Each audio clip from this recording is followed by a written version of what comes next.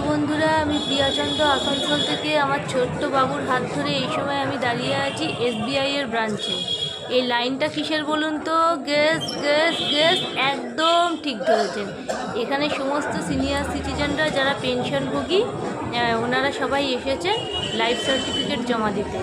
তো আমার বাবা মায়ের যেহেতু বয়স হয়েছে, আর বাবার চোখে গ্লুকোমা তো একদমই ভালো চোখে দেখতে পায় না, আর মায়ের আবার পায়ের সমস্যা, তো কে কাকে সাপোর্ট দেবে, ওই জন্য ওদেরকে সাপোর্ট দিয়ে আমি এখানে নিয়ে এসেছি।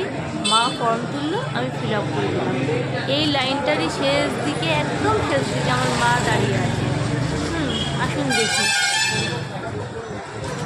দিয়ে, ওই যে পেছন দিকে। এই যে মা দাঁড়িয়ে আছে, ফর্ম ফিল আপ করে দিয়েছি, সমস্ত কিছু ডকুমেন্ট অ্যাটাচ করে দিয়েছি। এখানে বাবা বসে আছে। বাবা চোখে একদমই দেখতে পায় না, বিশেষ করে রোদে একদম ঝাপসা দেখে। আর বাবুটাও খুব বিরক্ত করছে এত ভিড় দেখে।